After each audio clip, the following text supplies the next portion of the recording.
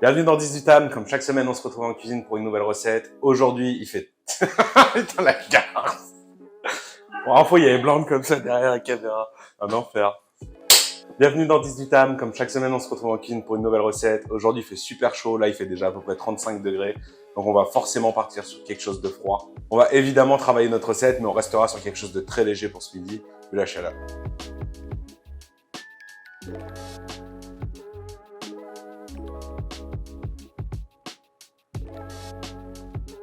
Je pense que vous êtes tous familiers avec les ramen, donc ce plat avec un gros bouillon très chaud qui est pas du tout optimal pour l'été. Du coup, nous, ce qu'on va faire aujourd'hui, c'est un cold ramen, donc un ramen froid avec une vinaigrette au sésame. Et vu qu'on reçoit des amis ce midi, on va un peu l'organiser comme un salad bar où chacun pourra prendre les ingrédients qu'il veut pour composer son assiette au final. C'est parti, let's go. On va démarrer par la vinaigrette au sésame. Dans un contenant, ajoutez 3 cuillères à soupe de tahini, 2 cuillères à soupe de sauce soja, 1 cuillère et demie à soupe de sucre de canne, 2 cuillères à café d'huile de sésame, une demi-cuillère à soupe de gingembre frais haché, 3 cuillères à soupe de vinaigre de riz et enfin 4 cuillères à soupe d'eau. Mélangez au robot plongeant ou au fouet jusqu'à obtenir une texture lisse. Ajoutez une belle cuillère de graines de sésame en option pour un peu de mâche et réservez au frigo jusqu'au service. On va ensuite passer à l'omelette japonaise. Un peu différente de ce qu'on connaît en France, mais vraiment addictif. Dans un bol, cassez 4 œufs.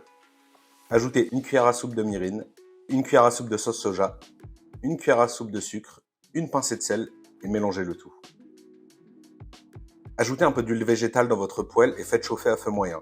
J'utilise ici une poêle japonaise rectangulaire à tamagoyaki, mais pas de stress, une poêle anti-adhésive classique fera parfaitement l'affaire.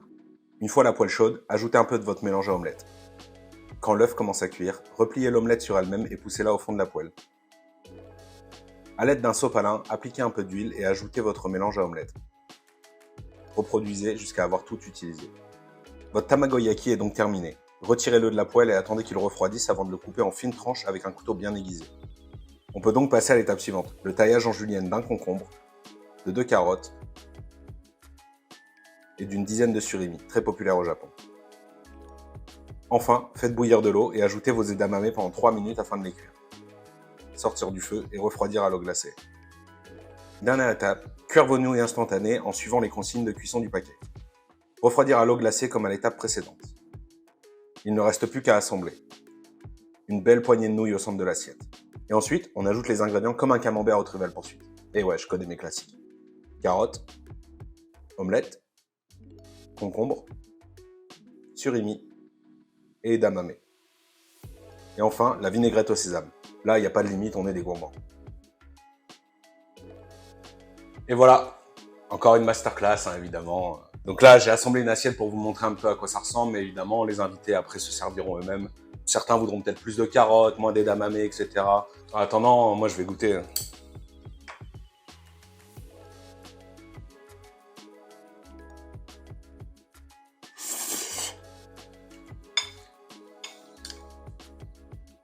Oh, la flingue. C'est idéal pour l'été, comme je disais, c'est hyper frais. Très bon, il y a plein de carbs, effectivement, mais bon, on n'est pas des bêtes. Voilà, c'est tout pour aujourd'hui. J'espère que cette recette vous a plu. On n'oublie pas de s'abonner pour rien louper dans les prochaines semaines et nous mettre un petit commentaire pour nous dire ce que vous aimeriez voir comme recette aussi. Moi, je vous laisse. Je vais aller me baigner. Peace!